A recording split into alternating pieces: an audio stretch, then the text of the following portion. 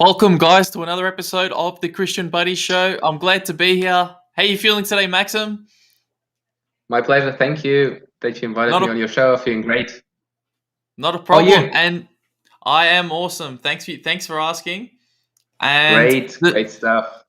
The title of today's show is Half Man, Half Machine, because I want to. And the reason why it's called Half Man, Half Machine is because it is cool, and we want to deep dive into your calisthenic background and also maybe a bit of your life. So I'm excited to do this. And maybe you can tell the audience just a bit of background. Maybe the audience doesn't know you right now. Who are you at the moment? At the moment, I'm an 18-year-old boy. My name is Maxim. I was born in, and I currently live also in Berlin, Germany. So my background is obviously German then. And I'm half Russian, half German though. So I grew up in a half Russian, half German family. So my mom is from Russia and my dad was born in Germany. And that's why I basically have two native languages, which is German and Russian. And I just finished school last year, and right now I attended university. So I'm a medical student right now and trying to pursue different things at the same time. So lots of stuff going on currently in my life: medical school, training, work. Besides these two things, so kind of trying to do everything at the same time. Can be a bit difficult, but it's also fun because you never get bored. Yeah, absolutely. And I thought for the people watching at home, I would show some of the footage that you have. Yeah, no problem. So, all right, that one you can. So this is maybe you could just go through the. Yeah, that's a what's 16 right kg muscle up. So that's a muscle up with 16 kilograms, and here I just do some random handstand push-ups. But in that video, I was doing it. It is a boulder haul. These where you can climb on the walls. Like, I don't know if it's called bouldering in English, but and there you have this kind of strength training section of the training hall. And right there, I was just doing with my friend. Like my friend was recording, and I was doing. It was my personal record. I think it was 18 or 16 kg. I can't quite remember, but it was just a weighted muscle up. I'm not really training weighted muscle ups right now, because I had some problems with my elbow. But yeah, back I was doing 16 kilogram muscle ups, maybe like one rep or something. Yeah, I'll just keep playing the video. So yeah, no problem. It's pretty impressive. This one's very impressive. I'm very impressed with this one. I mean So yeah, that's fun. That's really fun. And how long did it take you to develop the balance and the strength to do a handstand like this? So yeah, like handstand push-ups requires two things mainly. It's the balance part and the strength part. So you definitely need to have the right amount of balance in order to just keep yourself up on your hands. And the second thing is you need to have the overhead pushing strength in order to push yourself up. And I had problems with both of these things. So it took me roughly 2 years in order to hold a clean handstand safely, so without kind of falling every time I'm trying to do a handstand. And it was just attempts, practice. That's really not secret. How much time do you think it took you from day one to day X? Like how long did it take you to master or get confident in this pose? In the handstand or the handstand push-up? Handstand push-up. Handstand push-up, maybe. So comfortable, it's still a very difficult move for me. So I really need to train them a lot in order to get better. So it's kind of one of these weaker parts of my calisthenics sort of training. So if I don't train them for a week or two, then I feel how my performance kind of gets worse. So I need to stay on track with my handstand push-up training. But maybe when I to the point that I got maybe 1 or 2 clean reps, it took me, I think, a good 3-something years. But I wasn't training handstand push-ups in particular for maybe the first 2 years. Like I was working on my hands and hold and on the basics and on muscle ups and stuff. And maybe only after that I started kind of implementing some more advanced stuff.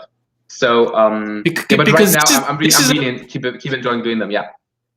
Because this is a progression, right? You have to first learn the handstand. You can't do a handstand push-up without learning a handstand. So no, definitely not. Yeah, I know some guys who are kind of trying to stand for 1 second and push themselves up and down, and I'm being like, man, you first need to hold yourself up.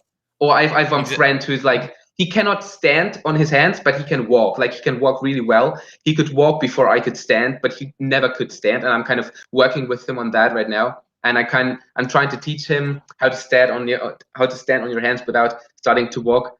Yeah, but he's trying to do handstand push-ups. I'm being like, man, learn to stand first, and then we can work on handstand push-ups. That's right. Yeah.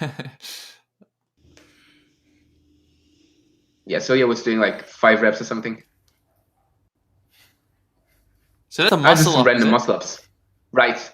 That's one of my favorite moves in calisthenics, to be honest. That's a very that's a very it's all technique though, is it? Because I've tried to do it and yeah, I do. Yeah. I always have chicken arm. Yeah, but in it's many components of you need to have a decent amount of understanding of the technique, because you need to know how to swing properly so that you kind of swing around the bar. You don't just pull yourself up and try to somehow get over the bar. You need to have this tiny amount of swing. And like when you advance, you only need a tiny amount of swing. When you're a beginner, you maybe need some more swing and some kipping that you pull your knees up as well. But yeah, and the second thing is of course the strength. So maybe technique is one thing, but then you need to have a good amount of pulling strength. And my ultimate tip for everyone who's trying to learn the muscle up is to do high pull-ups. It's something that myself also, like, I also need to do them more often. What's it called? Sorry, high pull-ups? Yeah. What's it called? Sorry? Yeah. High pull-ups, right? Or high pull-ups, or like explosive pull-ups, chest to bar pull-ups, however you want to call them. That you just try to pull yourself up as high as possible, basically. And the idea is that the higher you can pull yourself up, the easier the transition is going to be. Because if you can barely pull yourself up to the chest, it's going to be very hard for you to come with the chest over your bar. But if you're able to pull yourself up to your stomach, then it's kind of a piece of cake to switch the elbows and be above the bar. So that's kind of one very important thing. So you need some strength. Technique is one thing, that's right, but you also need some strength. Many people say it's just technique and nothing else, but it's also a good amount of strength, especially when you aim to do them strictly. Then it's a good amount of strength. Yeah. Cool. Okay. Yeah. Yeah. Cool. So that's like, what's that called? Like it's called the flag, is it, or something? Or yeah, it's the human flag. It's the human flag. What I was doing is kind of walking into the human flag and then walking up again. It was one of the moves which I didn't train particularly. So I was just doing my basic stuff and doing muscle ups and handstands and push-ups and pull-ups. And then at one point I attempted to do the human flag and I could like almost hold it. And I didn't really train for the human flag, but it just came with practicing the basics all the time. Okay.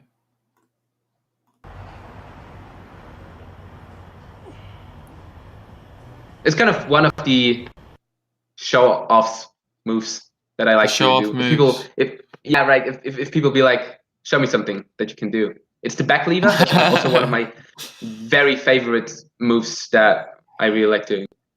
That was from competition right now. Okay. Yeah. That was really cool. Which competition are you entering?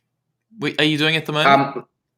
At the moment, I'm not really doing any competitions because I think because of the whole COVID stuff going on right now, there's not really competitions kind of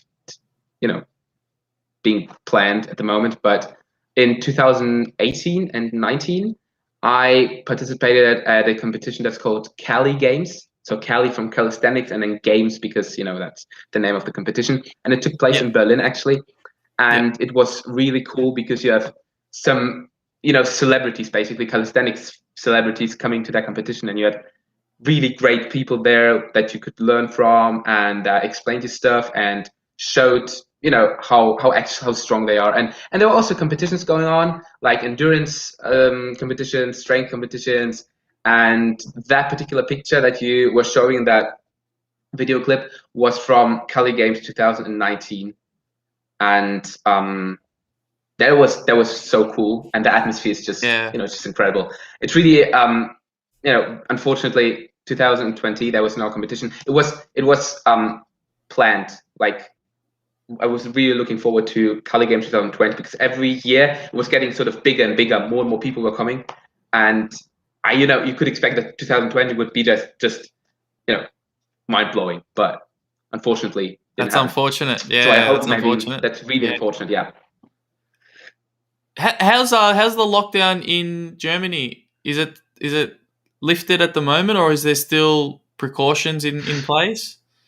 Yeah, there's obviously still precautions in place, but they kinda want to open slowly, but they sort of debate whether you should allow the vaccinated people to do all this normal stuff again and live a normal life, which I personally don't really like that idea, because it's gonna be like, you're vaccinated, you can do everything, and you're not vaccinated, you're not allowed to do anything, which sort of I'm not a big fan of that. Yeah, look, I'm not an expert, but I know that I know the strain is mutating, and I mean, I'd like, how effective is the vaccine going to be? I mean, if I get the vaccine, am I 100% safe? Right. Like, I don't know.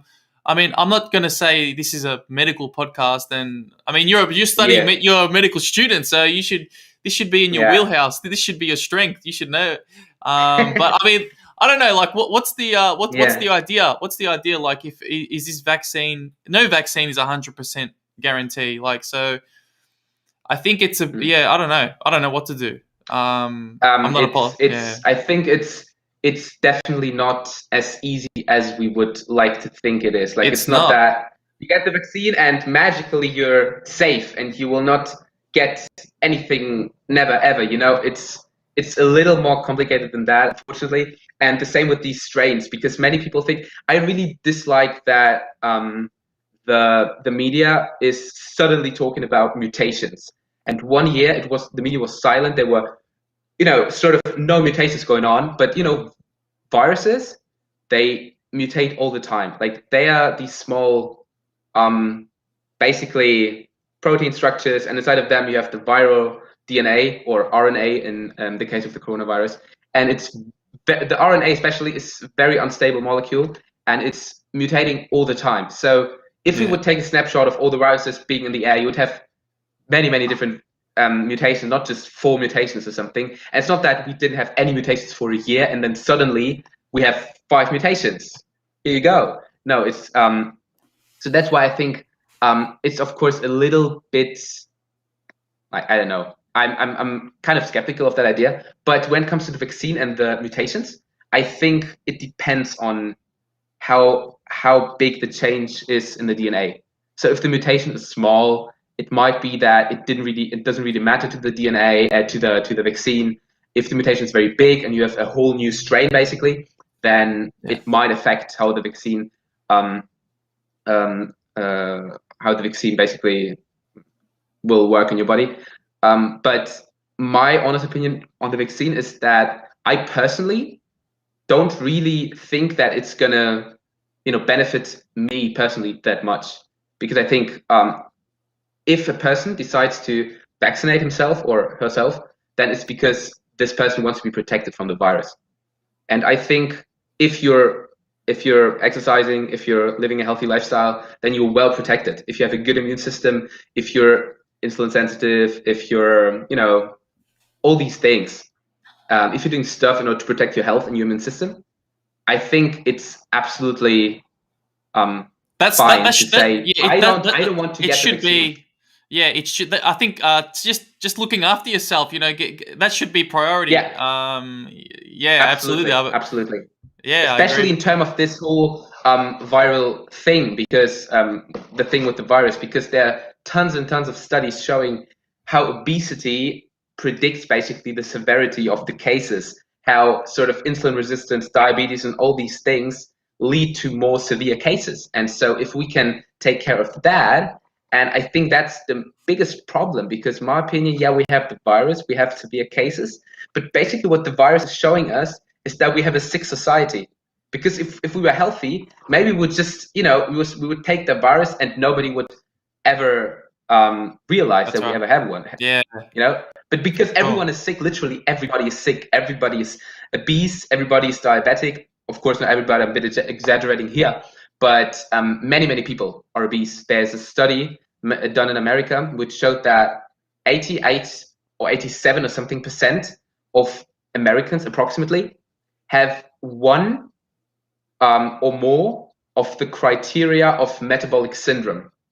And maybe for those who don't know what the criteria for metabolic syndrome are, it's abdominal obesity. So if you kind of have a lot of visceral fat around your body center, and then it's high triglycerides, low HDL cholesterol, then it's high blood pressure and blood sugar dysregulation. So basically type 2 diabetes, or however you want to call it, pre-diabetes. And there's 88% of people in America who have at least one of these criteria, and just 12% who are 88% who have at least one of them. So you could have just blood pressure. You could have blood pressure, and you would be in that group. But just this 12% who are completely metabolically healthy, and this is a big number if we think about it. 88%, it's almost everyone who is not well. And if such a person catches a virus, it's kind of obvious that many people, or that we have so many severe cases. And I think the main message should be: take care of your immune system, take care of yourself, and this will benefit. I think in the long term, this will be much more beneficial for the society. But that's my opinion. I guess yeah, absolutely. Thanks for sharing that. But I mean, I guess like to kind of understand the problem, like you have to kind of go into the core of the problem, like the root cause. And I mean, how do you fix obesity? It's like a mindset. It's like this genetic disposition. Is it a genetic disposition, or is it just like laziness? Like I don't know. Like I wouldn't say it's laziness. I think it's what we're surrounded by. If you go in a shop or in a store, then everything you will see is just processed food. And so no wonder that everyone is getting obese in this environment. And I think that's one problem. I wouldn't throw everything at laziness, because that's very dangerous. If you tell an obese person, man, you're just lazy, do something, get your ass up and go moving, I think that's not going to work. That's not how it works. It's like telling a depressed person, hey, just be happy, then everything is going to be fine. This doesn't work. So the better approach would be to better educate people, and just what I was like saying is that if we look how well it has worked when our government was telling everyone, do this, do that, keep social distance, wash your hands, wear masks, and everyone is doing that. And so I thought to myself, what would happen if they would say, buy healthy food, go exercising, go into the sun every day, every single day, go and exercise. This will keep you healthy and strengthen your immune system. I mean, but it makes too much sense. But that makes too much sense. That's too logical. That's too logical, Maxim. It is. You know what I mean? It's just look, it's crazy, dude. It doesn't feel like angry when I realize every single time that in this whole 1.5 years there was literally nothing being said about the immune system whatsoever. Like nothing. So I just want to kind of intercept you there. So what's your opinion on intermittent fasting? Oh, I'm practicing intermittent fasting, so I love it. Okay. I love intermittent fasting. And there's a lot of research. There's a lot of research. I'm sure I'm sure you know the bit of the research behind it. Yeah, so it's I Yeah, do it as well. unfortunately, yeah, great. I've seen on your channel, by the way. Okay, thank you. Yeah, that's Thanks. cool. That's cool. Unfortunately, there's not such a huge body of research regarding intermittent fasting because, like, in comparison to some drugs, there's literally, if we compare the research about intermittent fasting to research about some drugs, it's like Yeah, the comparing drugs are always elephants going to to win. Yeah, because always because there's incentive. There's they incentive there. Yeah. exactly because fasting is like for free. Everyone can do this, and nobody will earn any cent even 1 cent because it's just for free. You just don't eat. But there's a Okay, lot let of me ask you a question. fancy Let me ask stuff you a going on in your question. body. Yeah. Let me ask you a question. How good do you feel when you're intermittent fasting? Like when your body's how good do you feel? Like on a scale of 1 to 10? Of 1 to 10, like my average state of being is maybe 9. So a little bit of 9. fasting, it's jumping up to 10 or something. So I really feel Okay. really good. That's the Yes. main reason why I keep doing it, because I feel the best when I don't eat as much. And when I don't eat anything, I feel just amazing. I always prefer working out on a fasted state. Doesn't matter what people say, you need to eat before you train, otherwise you lose 10 kilograms of muscle and you burn all your protein or something. I love working out on a fasted state. It feels the best for me. I have the best results when I work out on a fasted state. And just in general, fasting for a certain period of time is great for me. You cannot fast forever, obviously, but here and then I'm implementing, maybe in addition to my regular intermittent fasting, where I do something from 16 to 18 hours almost every day. Every maybe couple of months, I do a prolonged fast, maybe for 2 or 3 days, depending on Yeah, how I that's good. feel and something like that. And I feel good. It's not for everyone. I don't recommend this to everyone. There are people who definitely should not fast, and there are people who feel bad when fasting, and it's something that you shouldn't jump from no fasting to a week fast. It's something you should Yeah, gradually it's a gradual build train. up. Yeah. You train. Definitely. Yeah, because I believe it takes. I'm not sure, like 2 weeks approximately for the body to adapt. Because if you're Yeah, eating right. predominantly like carbohydrates and all Exactly. these foods, It's going to be you so much haven't. more difficult. It's If going to you're be so high much. Cause, carb and you're eating a yeah, bunch of carbohydrates every day, it's going to be so much more difficult to fast. And you're going to have such a huge craving for sugar after you stop fasting. It's just amazing. yeah. So I was eating a you lot almost of have to switch. carbohydrates several years ago.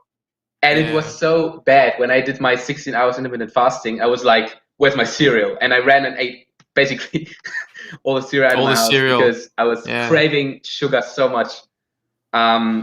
So yeah, we can talk about that, but it's fasting. You should not disregard the nutrition part. When to eat and what to eat. It's like two parts which belong together. Only fasting is just as bad, I wouldn't say, but not really bad. Fasting is great, but it does not only work on its own. So you should add the nutritional component to that and keep track on what you're eating in the hours you're fasting, because there is the chance that you're not taking enough calories. Or yeah, that's why people like fasting, because it helps them losing weight and control their weight. So the calories you're eating should be of high quality, obviously. Yeah, absolutely, absolutely. And are you? What about meditation? Do you get into Mm. meditation, or are you into it? You're Um, into or no? I'm kind of. So it's a different. I'm not being like, now I need to take my 5 to 10 minutes to meditate. I try to switch off my mind whenever I can. That's what I try to do on a regular basis. So when I'm walking Yeah, you around in the just switch park, off. Yeah, I'm just being like, okay, please don't think about anything. And that's, if there was one tip I could give to people, it's switch off your mind as often as possible, because we think so much about things. Just thinking all the time makes us stressed, and this is actually horrible if you think about it, because and this also hustle mindset. You always need to be productive. You always need to do that and need to yeah, do this. This is very, very deleterious, because people think they're bad and they're not good enough, and they don't they don't spend enough time being productive, and then they get exhausted. They forget to sleep, they forget to eat properly, and they feel bad afterwards, and they feel even worse because they think, oh, now I feel worse and I need to do something.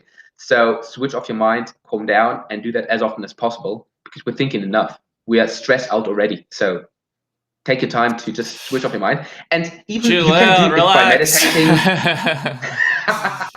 I tend to speak very quickly and very much. No. I'm saying I'm talking to the audience. I'm talking to the audience. As in, like meditation. Like, sometimes because the mind. I was speaking to a guy yesterday, and we were talking about the mind, and the mind can eat you if you allow the mind to consume you with all its thoughts. It can definitely, and I think just like your calisthenics training, just like any form of training, meditation is a gradual progress. You start from day zero, definitely. and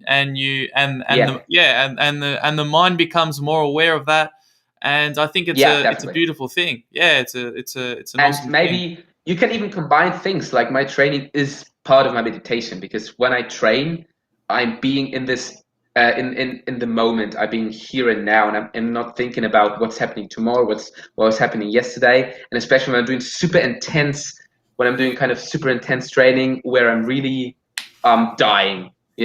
If you experience these moments where you feel like you're close to dying, that's when you feel free. So give me an example. What do you mean? What do you mean close to dying? What do you mean close? That's a very big statement to make. Close to dying.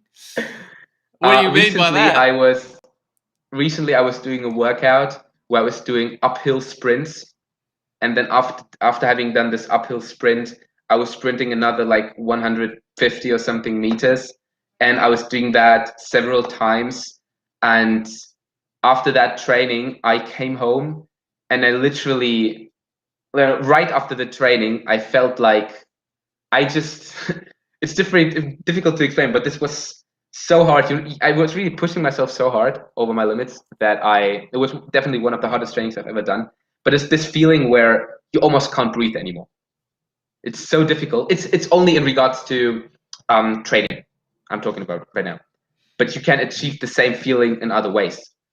I'm not saying you should jump from a cliff or something, but things like ice baths, for example, it's maybe not as extreme as some other things, but I really enjoy ice baths, for instance, and I'm a very big fan of those. And when you do that for the first time, or if it's really, really, really cold water and you go into the water, then for the first couple of seconds, you really feel that you're close to dying, because it may be like, holy shit, what's happening to me right now? Your body's used to 20 plus degrees Celsius, and then you go to minus something, and your body's not used to that. So it's a very stressful situation for the body. Maybe close to dying was a bit too exaggerated, but you need to get uncomfortable. Maybe that's a better word to describe that. I just want to kind of intercept you there. I mean, the only reason I'm saying close to dying, because I want to just make the point clear that the body is capable of so much more than what we think it is. Right. And I don't know if you know of a guy called David Goggins, but he's quite a legend. I'm sure you know of him, but insane. He's quite a legend, and he's got a statement, and he makes. You've done a challenge, right? The 4x4 challenge. You've done that. I did the 4x4 challenge. Yeah. Wow, that's so insane. Yeah. Oh my gosh. So yeah. I mean, look, yeah, it was fun. It was a good experience. It was fun. I learned a lot. So but I actually know a guy. I actually know a guy who did 3 times that. Did 3 times. He did 3 4x4x48 in a row. So wow, that's what I'm saying. But he's an ultra endurance runner. I had him on the podcast. I had him on the podcast. Yeah. So wow. Have you gotten into endurance events before, running or anything like long distance running? I really enjoy running. I was in a track and field sports club I'm still a member of this sports club, but back then when I started calisthenics, a couple of years later, I decided, like before then, I was also playing tennis or something for 6 or something years, and after 7 years, I was thinking like, okay, time to switch it up, time to try something new. And then I tried, okay, running is fun. Let's do track and field. And it really resonated. I really tried it out. It felt really good. I was doing more, like I was doing 800-meter runs, 1 kilometer runs. So not super long distance stuff. But then recently, when I finished school, I didn't really have time to go to the training sessions regularly. So I started more distance running, really. And I really enjoyed that much more than back then when I was regularly training at the sports club. So what I'm doing right now currently in terms of endurance and running is long distance running. I include some sprints, high intensity stuff regularly, especially when it's warmer, because when it's cold, then you have a higher risk of getting injured. So that's why I prefer doing long distance runs, especially when it's cold. But yeah, that's what I do. But the longest run I've ever done was 18 kilometers. And recently I had a break for a month, so I kind of trying to get back into running. Because if I didn't run for a very long time and start running a lot again, then my calves get super sore, and if my calves are super sore, then I can't run for a week again. So it's a bit frustrating, yeah. Yeah, for sure. Yeah. Okay. So cool. So so you got the running, got the calisthenics. That's awesome. And I mean, like, what's your training? What's your average day? What's the training look like at the moment for calisthenics? A week, or you probably mean training week? Like a training week. Yeah. Okay. Yeah. So it differs. It's really different from week to week, because I try to adapt my training to my work schedule and learning schedule and my university and stuff. But it's still one of my biggest priorities. So I don't miss a training session. So it's maybe not the best thing to do, but I rather put a lecture for tomorrow or for the weekend and instead go training. It's more important to me personally. I don't say everyone should do that, procrastinating basically, but I'm doing that. I'm comfortable with that. But okay, average training week. I'm currently doing upper body and lower body splits. So when I'm doing calisthenics, it's most of the times it's upper body workouts. So I thought we could do something. Yeah, I thought we could do something. I'm gonna share. Sure. I'm gonna share my screen. Sure. I thought what we could do is just for the people at home, we could write together a basic calisthenic program on the show. Oh, okay. Cool. So this is I'm not sure if you can see my so basic. Hold up. Yeah, I can do that. I can see that. Calisthenic. Like for a beginner or for let's do it for a beginner. So just to begin. So this is we're talking about someone who's never done calisthenics before. Who's never done calisthenics before. But who's relatively strong. It's a male and they're already naturally strong, but they've never done calisthenics before. Okay, so tell me how many pull-ups, push-ups, and dips can this imaginary person do? All right. Just for the sake of sure. So pull-ups, they can do 5 perfect technique pull-ups. Push-ups, they can probably do 50 push-ups. And what was the last one? That's good. Dips. Dips. Where you and they can probably do 10 dips. Okay, cool. Okay, so that's very hard because it's a very individual thing, and there are many different types of training, if you will. So you can do the basic reps and sets bodybuilder style training where you do like 3 sets, this exercise, and 10 reps or something. The other way is if you do it in a way of that you perform kind of training cycles. That exercise, second exercise, third exercise, and you start over again. And then there's another method. Wait, I'll just stop you there. So what are the main exercises? Like when I'm first getting into it, so you reckon pull-ups, push-ups, and dips should be something I'm focusing on when I'm first starting, or definitely. And definitely. Yeah, definitely. You should definitely first definitely should first focus on the basics, and this is pull-ups, push-ups, dips. And when it comes to the upper body, then we could also include leg exercises. But yeah, especially in the beginning, it would be actually preferable to do sort of full body workouts instead of splits, because your body is not kind of strong enough in order to handle an upper body split, that you put so much burden on your upper body on one day and then ton of burden on your lower body on the other day. So maybe doing full body workouts on the very beginning is something that I would do. Pistol squats, yeah, most people can do pistol squats. If people cannot do pistol squats, I don't agree with that, because pistol squats are bloody hard to do. Like a good technique. I mean, it's like right. But more I have friends who were never attempted pistol squats in their life, and then I'd be like, yo, can you do a pistol squat? And they just do a pistol squat. So it's something definitely. Some people are better at it than others. Yeah. Yeah. It's not like the one-arm push-up where you won't find anyone who's never trained a one-arm push-up and can just do like several reps. Okay, yeah, so the basic upper body push exercise would be different variations of pull-ups, different variations of push-ups, and different kinds of what dips. Are the different variations of pull-ups? Yeah, so pull-ups, if you're intermediate, if you're someone who can do from 5 to maybe 15 or more, even more pull-ups, it's always great to vary your grip. So you can you can do regular grip pull-ups. You can do them a bit wider, so you can do wide grip pull-ups, you can do close grip pull-ups, and you can do chin-ups when you just rotate your grip, that your palm faces your face basically.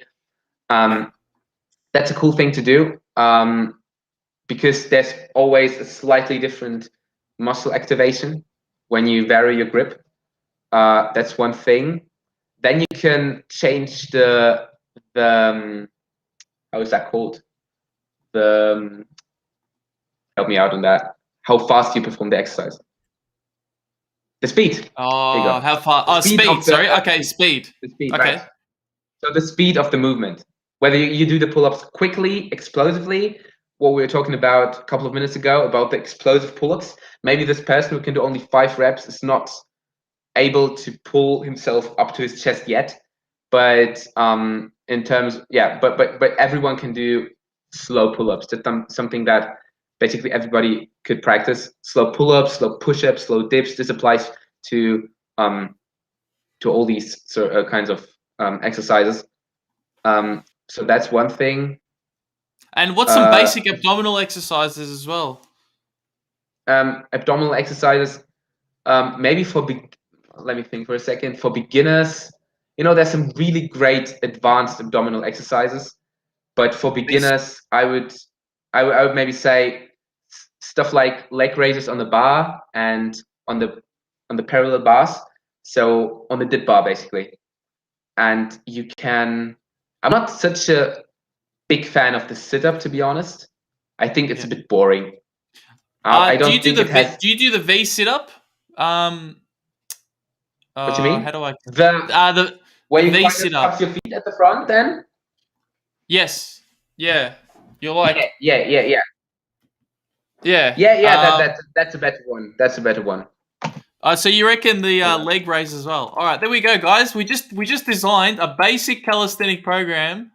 So it's like the pull-ups. You can do different variations. You got push-ups, diamond. Then there's different variations of push-ups. You can do dips, lower body pistol squats, and there you go, V sit-up, leg raises. There you go, guys. We just did a.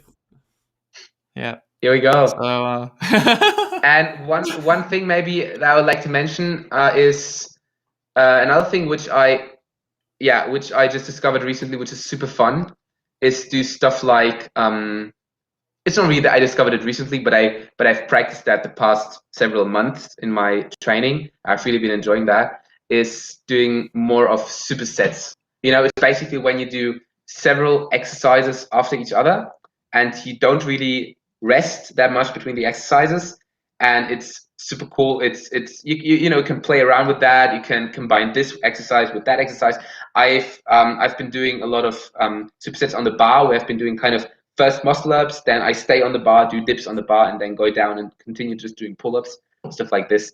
And this is super fun. So the most important thing in training, in my opinion, is being creative and enjoying the process. If you don't enjoy the training, you are not going to be successful, and you're not going to get the results. Enjoy the training. Yeah. Definitely. Oh yeah. That's the second move I really like doing. That looks so easy. The back lever. Also one move which I haven't been training for. Oh, you haven't been training? Fun. Oh, why not? I haven't been training for, but I'm able to do it. That's the thing. You know. Yeah. But you know, there are other advanced moves like the front lever, probably you're familiar with that, where holding yourself up with your arms and your body's parallel to the ground, and you're holding yourself like this, and you hang on the bar. You know what I mean? Oh, okay. This is your arms and this is your body. And I'm not able to do that. And I've been training for this, and I'm not able to do the front lever. So I just want to say that there are moves which I'm training for and I'm not able to perform. And then there's the back lever, which I've never trained for. And the human flag. But it's quite fun. Yeah. So when you have... So like let's say you see like a move on the internet, someone's doing like a backflip or someone's doing some crazy thing. Do you like set your mind on that, and you're like, okay, I got to train for this move. I'll put it in a plan together or something, or what happens? How does is there a process? This is actually how my calisthenics journey started, which is very fun because I was literally just watching a YouTube video from Frank Medrano. I don't know if you or your viewers are familiar with Frank Medrano, but he's a pretty strong calisthenics athlete. And I was like 12 years old or something. I was watching his motivational YouTube video where I was doing crazy calisthenics stuff. I'm being like, I just want to be able to do all these moves. And that's when I started training. So that's how my training process started. But right now I'm at a point where it's cool when I see someone on Instagram or on YouTube doing some planches or something, or Maltese or iron cross, like super strong guys doing one-arm muscle-ups or something. But I try to pick the moves which I actually enjoy doing. And so I'm not trying to copy an athlete and be like, I also want to do the planche and the front lever and the one-arm pull-up and everything. That's not necessarily my goal. And my goal is basically my main goal is to just get strong and have great endurance also in training, and it has to be functional as well. So I think, what's the point of being able to do the planche into yourself when you're 25 or something, and then walk around with pain? I think that's not worth it, and that's why I think you should. I personally I don't plan to move to work on moves like planche or Maltese, because these moves are very injury prone. You can injure yourself super quickly, and I just try to have functional training to get stronger in the basics, because I think the basics are the most functional things. Pull-ups, push-ups, dips, muscle-ups is just fun, and I try to pick the moves which are fun for me to do, which I enjoy doing, and then I maybe look for advice on the internet or people who can do these exercises really well. But one thing maybe here, which you just mentioned, when I'm looking for a new move to learn, I think that's always a cool thing, also for your brain, because that trains the brain as well. If you're learning new stuff. Yeah, you're getting your body to move into a different direction. It's not comfortable with that, definitely. And it's like new neural networks or things are creating. Yeah, so like new connections in the brain. Exactly. New connections in the brain. You should do that. You should definitely do that. I know that with tennis, like I always have like a training program I put together, and I try and do tennis specific training, and I try and do footwork training. And every time I do like a new footwork pattern, it's always confusing the brain. And then, but then when I get onto the court, I'm more comfortable moving in certain directions. And the human body is insane, dude. And it's like, it's insane. We're not taught it. We're not. It's just it's an amazing thing, right? It's incredible. Yeah, exactly. And yeah, you're right. And I think it's super important also to try out new things, because in terms of setting your as finding new goals for yourself, this can be very, very dangerous if you just let me explain for a second. Because if you pursue a goal and you achieve this goal, and then many people be like, after they've achieved one goal, they'd be like, okay, what's next? And they kind of have a moment of depression that they've achieved one thing, but what's next? And if you always do new things, and then you never kind of get to that point where you feel frustrated because you don't know what's coming next. And I think that's why it's super important to switch up things, to try out new stuff, and most importantly, enjoy the process, because the process is key, and that's in everything you try out in life. Because when you achieve one thing, that's 1 second. It's literally one thing, you've achieved it, and then you'll be like, okay, what's next? But the whole process, it's 99.9% of the whole time you spend in your life is the process of working towards something. So you should enjoy that and find something which you enjoy, and then life is going to be fun. I think it should also be a social thing as well, like many sports, like you should try and find a group as well. Like you're included in a group, or because I know with tennis, like I'm kind of taking it back because I play a bit of tennis, and we play a bit of competition. We're in a team, so then if we're in a team, when we're training together, it actually means more because we're actually training together as a team to win as a team. So that's the ultimate goal, and it means so much more. We push each other, and the old saying, "Iron sharpens iron." So if you're training with someone who also wants to be better, that's right. Then you're gonna make each other better. So that's such a powerful absolutely thing. right, absolutely right. And you also need to keep in mind that humans are social animals and social creatures, and we need to some extent to have a group of people around us who motivate us, who help us to become better and help us survive. That is how it was intended in the over the course of the evolution, but it still makes us feel better. I'm not saying you should always have people around yourself, because I'm kind of a person who doesn't like to have a lot of people around myself all the time. I like to be by myself. I like to be alone. I really enjoy this, but I also like certain moments, certain days. For example, when I'm training or calisthenics events, it's great to have cool people around yourself and be surrounded by great people who motivate you and inspire you. That's a cool thing. It's not the fact that you're around people. You can be around, quote unquote, toxic people. I don't really like the word toxic because it's still, people. I know what you mean. But around people who don't really bring you forward, who don't help you achieve what you're actually striving for. And they're almost like anchors. They anchor you, and they hold you back. Yeah, you definitely don't want to be hanging around those people. I'm not saying it's their fault and they do that on purpose to hold you back, but you need to find out what people are helping you, striving forward, and truly interested in that you achieve what you personally want to achieve, and people are just holding you back. Yeah, you should figure that out for yourself. Yeah, absolutely. And what's the next mission? Like, what's the next? Do you have anything you're working towards at the moment in the calisthenics, or what's the next thing that you're working towards? Right now, I'm planning to do. There's going to be an upcoming event this year, I think in September something. Have you ever heard of Xletics? Are you familiar with that one? It's an obstacle run. I've sent you a couple of pictures, I think, from this obstacle run where I was like, let me. You know what I mean? Let me see if I can find it. Where there was like dirt and water and everything, and it was across.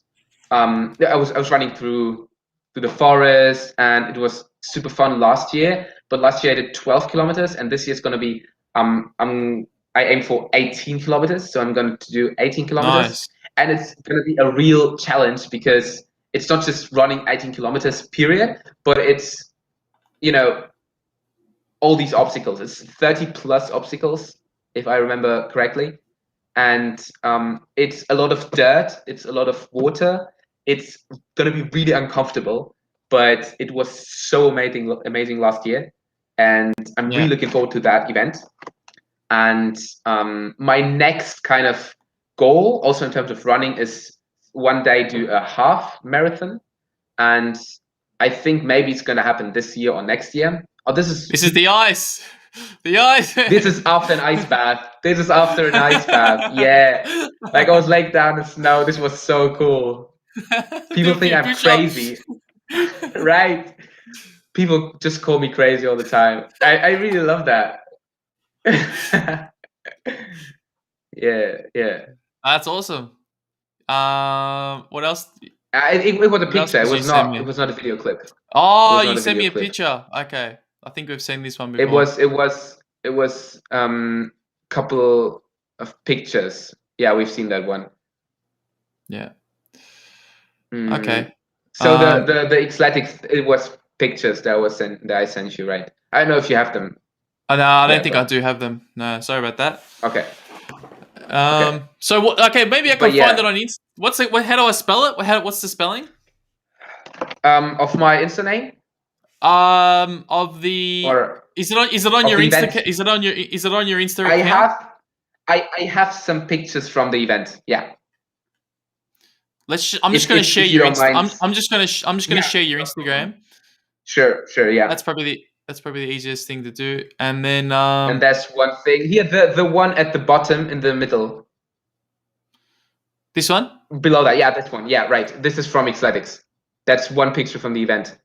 And you see, maybe I'm a bit dirty right now, and it's a ladder where you would have to pull yourself up and kind of clip. Is that the one where you clip on? Yeah. Right.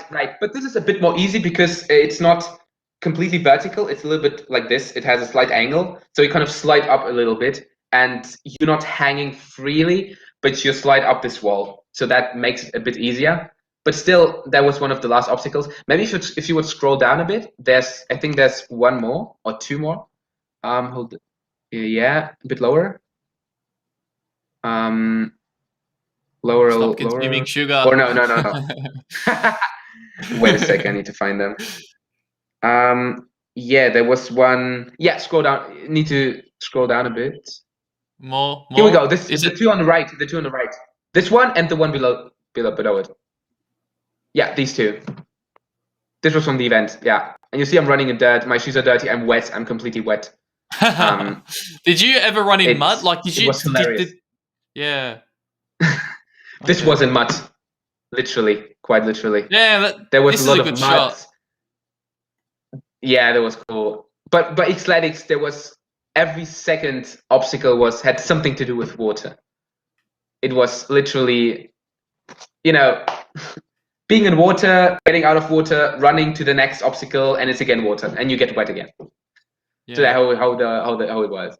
But it was super fun. It was a great experience. And to your question again, in terms of calisthenics, my next goal, like I'm currently working on my muscle ups.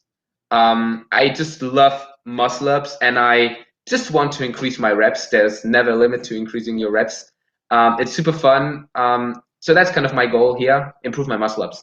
That's the second goal in my calisthenics journey, and just get better at endurance. There's never a limit to that, get better at push-ups, get better at pull-ups, do more pull-ups, do more push-ups, do more dips, do more muscle ups. You can always get better. You can always get better. Absolutely. Yeah. And what's your diet look like? Like are you vegan, carnivore, vegetarian? Yeah, you had one guest recently who was carnivore, right? Yeah, carnivore. Yeah. Yeah, I saw that. Yeah. I saw that one. I'm extremely into diet. I find this topic so fascinating. Okay. I really dig into. I go down. I've already gone down so many different rabbit holes when it comes to diet, and I listen to tons and tons of podcasts about that. So there's so much information fascinating. Out there. Yeah. There's so much, and it's so confusing, and it's so contradicting each other. It is incredible. One thing in terms of diet, I've kind of developed a class of rules when it comes to diet, and kind of my major rule in diet is just throw away all the processed foods, and that's what all the diets agree upon. It's no processed foods, no junk, no junk. Doesn't matter if you're vegan, if you're carnivore, if you're keto or high carb or whatever diet, Mediterranean, doesn't matter. Everybody who follows specific diet says throw away the garbage, the junk, the processed foods. I think that's the most important thing. Only consume whole foods or traditionally processed. So not industrially processed, but traditionally processed. By that I mean, it's, like fermentation, for instance. It's a way of processing a food, but people have been doing that for years and years and decades and thousands of years. So that's the first rule. And second rule is then figure out what foods you can actually consume, you can tolerate, because I've seen a lot of carnivores, and I don't want to just push away this diet and say that's a bullshit diet. And I think people can do well on vegan diets, they can do well on carnivore diets. I think animal products have a lot of valuable nutrition. And I think in order to be truly healthy, it's my personal opinion, you need to include some high quality animal products. I'm convinced of that. And I also try to do that. And what do I mean by high quality animal products? I mean stuff like organ meats, stuff like liver, what nobody's eating, stuff like maybe kidney or brain, what nobody's eating, what's so valuable. It's very so nutrient dense. It's very nutrient. Yeah. If you can just Google 100 grams of liver versus 100 grams of an apple. Apple is basically empty. I'm sorry to say that, but there's almost nothing in an apple compared to the liver, which is insane. It's so nutrient dense. So I think this is very valuable for people because many are nutrient deficient. You can get a tremendous amount of nutrients from organ meats and also from meat and also from fish and high quality dairy products. I think this, and eggs, of course. I'm a huge fan of eggs. I think this is very valuable for people. I think carnivore is it can work for some people. It's yeah. But I just want to say, I think the reason it works is because you're not eating processed food. You're just eating meat. That's the reason it works. Yeah, right. But there are fascinating stories. I've heard fascinating stories of carnivores who, like, maybe you've heard of the person called Michaela Peterson. Do you know Jordan Peterson? Oh, is that his daughter? It's her daughter. It's his daughter, yes, right? His daughter. And she cannot tolerate anything except for beef. Period. Like, that's she weird. Can just eat beef. I don't know if I believe that. But I don't know. You can listen to her story. I had a hard time believing that, but she had very severe autoimmune issues, very severe. And she had arthritis. She has a replaced hip, a replaced ankle. That's what she tells. Like, I have no other choice but to believe her. Yeah, but I don't know, man. Maybe that's a super extreme example. I think that's a super extreme example. But there are definitely people who cannot tolerate certain plant foods. And I think, when I was doing the carnivore interview, Nikki was telling me that I think maybe you know this, but I think that some vegetables, some plants have it's like endotoxins, or they have like some self-protective mechanism that stops predators from trying to eat them. So that's maybe why I guess maybe some vegetables it makes you upset in the stomach if you're eating broccoli, for example. Yeah. Look, I'm not an expert. Yeah.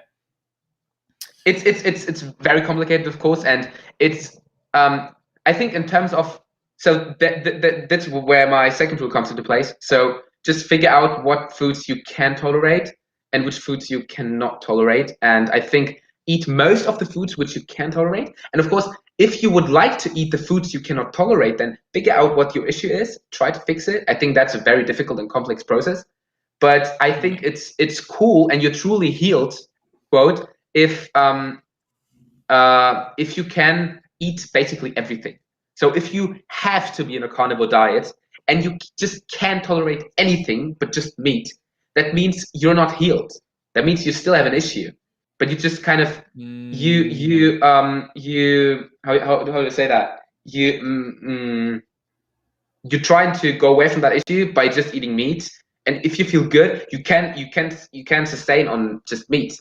You can get all your nutrients and all your vitamins and minerals and everything from meat and organ meats. It's super nutritious, as we just said. But it can be too restrictive for people. It can get very difficult for people, also socially. But I think you need to figure out for yourself. Yeah. I think it's very valuable to have a good amount of animal products in your diet, and then figure out what plants you tolerate the best and the amount of plants you want to eat. And that's kind of the diet I try to follow. So I really enjoy eating organ meats, dairy, eggs, fish, and stuff like that. What about dessert?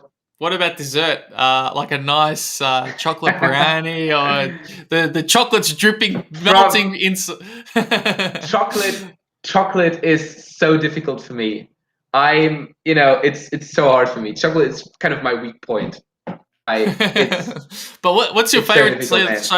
I'm guessing chocolate's your favorite, like, kind of treat or dessert that you're going to. What about ice cream? Chocolate ice cream. If I have a cheat, if I cheat or anything, then it's definitely chocolate, any kind of it. And I really enjoy eating chocolate. I try. It's difficult to not eat certain things, but you definitely get used to it. You get used to eating clean and healthy. It's a weird thing, and people say, in order to sustain a healthy diet, you need to eat small amounts of unhealthy things because blah, blah, blah. But I think, maybe for some people, but I personally feel like I don't crave McDonald's or anything. I truly dislike McDonald's. I don't even want to, if I see a piece of, but it's not food though. It's not food. It's not food. It's all processed. It's not food. Definitely. Yeah. But I don't want to eat it. If people say, "Do you want some pommes?" I'm gonna be like, "No. Why are you giving me pommes?" But it's certain foods like chocolate, super sweet stuff. It's still difficult. But certain foods, it maybe goes through your brain, but you just, after a certain period of time, you just don't want to eat unhealthy processed garbage anymore, which is interesting. I think the last time I had McDonald's was maybe 3 months ago. And wow. the only reason I had it was because like I was in a rush and I'm like, fine. But now the lesson I learned from that, is like I felt so terrible afterwards. Like it was just It's all cut. Absolutely. You just feel shit. Like and I'm Definitely. Like, why did I would have been better. I should have just eaten just a piece of fruit, just like a little piece of fruit, and that's it. You could have been fasting. I could have been fasting. One interesting thing, there are people who eat this way every day. They eat McDonald's every day, or every second day. And that's just imagine.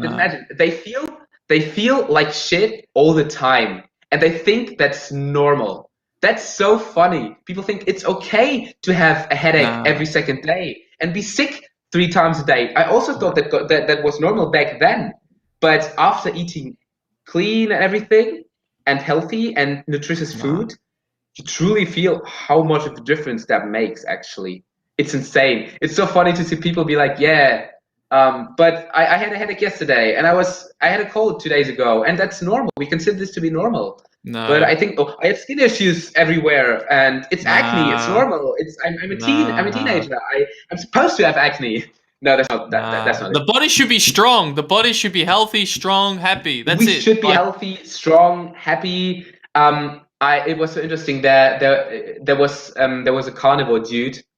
I'm actually listening to a podcast of a carnivore MD. He calls himself Carnivore MD. He's carnivore-ish. Sean Baker? Is that Sean Baker? No, it's Paul Saladino. Maybe you've heard of him. Oh yeah, I've heard of him. Yeah. He's very nuanced, actually. Although he's carnivore, he actually also tells carbohydrates are evolutionarily consistent. He's not absolutely convinced ketosis is the best thing for humans, and he does read. What does he say about ketosis? Sorry to cut you off there. What does he say about ketosis? Yeah. He says that long-term ketosis is maybe not the best thing. He thinks that we always have been cycling in and out of ketosis, and that's the thing we should do. But maybe we should not stay for ketosis in in ketosis for like 10 years or something. Like people say, I'm in ketosis for 10 years. I don't think that's evolutionarily consistent, and that's the way we should live, basically, because we had periods in our evolution where we didn't eat carbohydrates maybe, but there were other periods where we were like binging on carbohydrates, eating fruit in very big amounts, for instance, or honey. Yeah. And I think, just to the question of ketosis, yeah, I think it's a valuable thing. And some people, it's really incredible valuable. In epilepsy, the ketogenic diet shows incredible results. In type 2 diabetes, it shows incredible results. Some people experience good weight loss, but I'm not convinced that you should do that for your whole life. It's, again, very nuanced here. It's very restrictive, yeah. Yeah, I think I think it's something that everybody should try. It's something that everybody should at least get their body used to having no carbohydrates. Our body knows how it is to be in ketosis. We have the mechanisms. We have it is evolutionarily consistent that we were, at least at certain times of the year or for some certain period of time, in ketosis. Having ketones in your body is a good thing, but I think it's not a good thing for ever. Yeah. What I actually wanted to say about the carnivore MD, he was visiting the Hadza. It's Hadza, okay, yeah. And he just because we're saying people are supposed to be strong, healthy, and happy, and that's what was his main message after visiting this indigenous tribe. He was asking the Hadza a bunch of questions. He was asking them stuff like, do you ever feel depressed? And they'd be like, why should I feel depressed? I'm always feeling good. I have nature around me. I have good people around me. Why the heck should I actually feel depressed? Or do you have back pain? No, yeah, maybe when I fall from a tree. Maybe then I have some back pain the next day. But why the heck should I have headache or back pain, And we think that's normal. That's so hilarious. Oh, man. Yeah, that was fun. Yeah.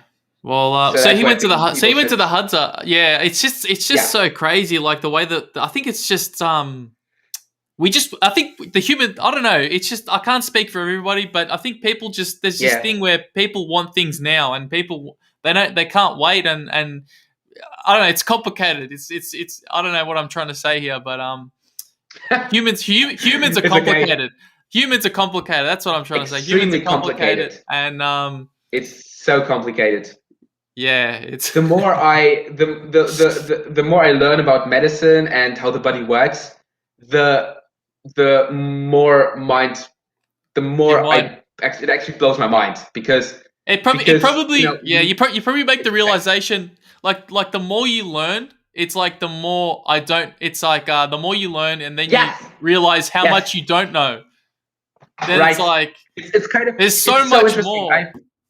It's insane. It's just what I've heard recently, which so resonated to my experience, because maybe you've heard of a medical doctor whose name is Peter Attia. He also hosts a podcast, and I've listened to some of this. Yes, he's a super intelligent guy. Into fasting. Oh yeah, extremely into fasting. He's done great work, and he was also saying on a podcast. I remember that, and I was like, oh my god, this is so true. He was saying, like, at the beginning of his medical journey, he thought he knew a big amount of things, and kind of his actual knowledge compared to what he thought he knew there is actually to learn was like maybe 1 to 10. He thought he was knowing 1, and he thought there was 10. And then after learning more and more, he realized that there is not 10, there's maybe 10,000.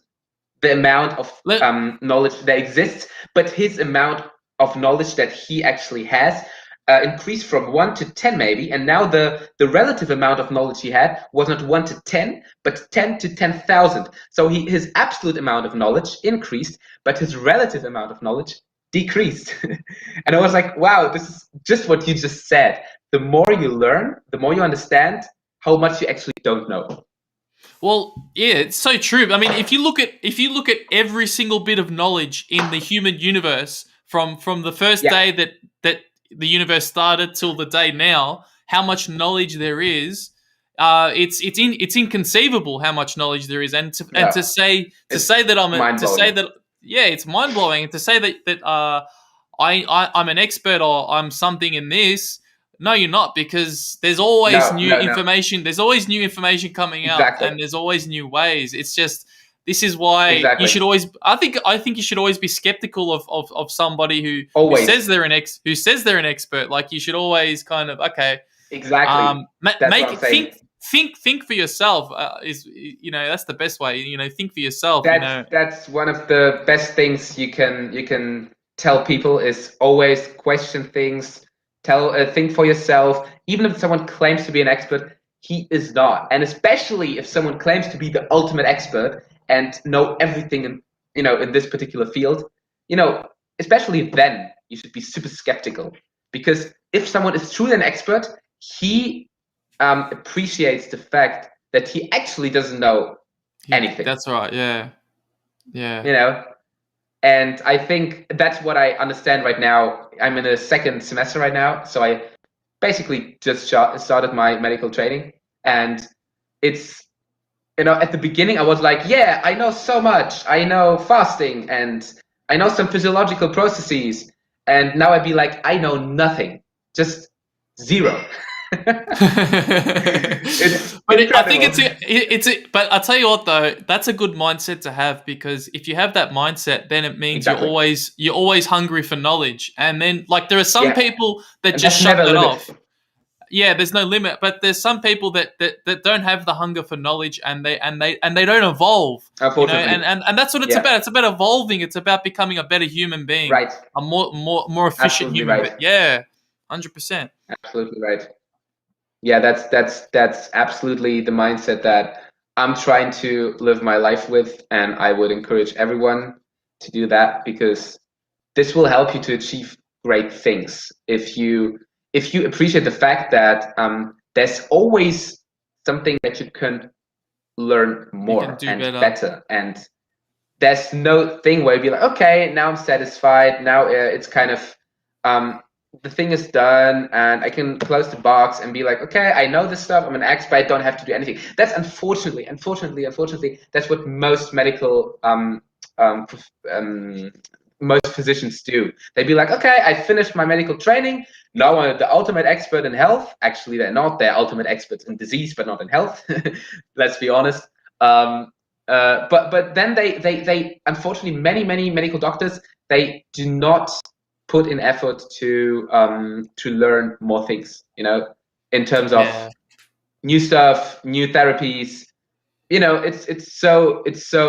I can give you an example from what I've heard recently in a seminar, which was kind of about diabetes. We're talking about diabetes and stuff, and they'd be like, yeah, ketones are bad, because if you have diabetes, you can develop ketoacidosis, which is a condition where you have very high blood sugar and very, very high ketones in your blood, and you disrupt your acid-base balance, and this is very, very severe. But they'd be like, yeah, and that means ketogenic diet is horrible and ketones are bad. I'd be like, it doesn't know. It's so frustrating, because it's they kind of think they know everything, but in the end, there's so much nuance, and there's so much more than just. You should not conflate pathophysiology with the real physiology, and that's what often is being done, unfortunately. Yeah, I think one of my biggest learnings, like growing up, is like I used to believe things were fixed and things like 1 + 1 = 2. Like I don't know if I'm giving a good example, but like I think everything is conditional, everything is situational. You can't say everything. just because X equals Y doesn't mean that I don't know, it's going to apply to another formula. Everything's conditional. Nothing's black and white. It's on a spectrum. It's on a spectrum. It's insane, and it's especially what I've come to realize when I started learning more about diet. I also thought at the beginning, I was many years ago, I was super high carb because I just hated fats. I was 13 years old. I didn't really know anything about nutrition, so let's make that clear. Then I started learning more, and I transitioned into lower carbohydrate, and I was like, that's the solution. Everyone should be low carb. And now I understand it's so much more than that. It's not black and white. And that's why I hate these debates, vegan versus carnivore, high carb versus low carb. Everything has its place.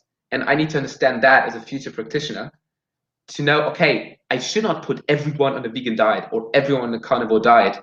There's some people who will benefit from a short-term maybe carnivore diet, or there will people who will benefit from a short-term vegan diet. I should have these kind of tools in my toolbox and understand that it's not black and white. It's it has to be individualized in the end,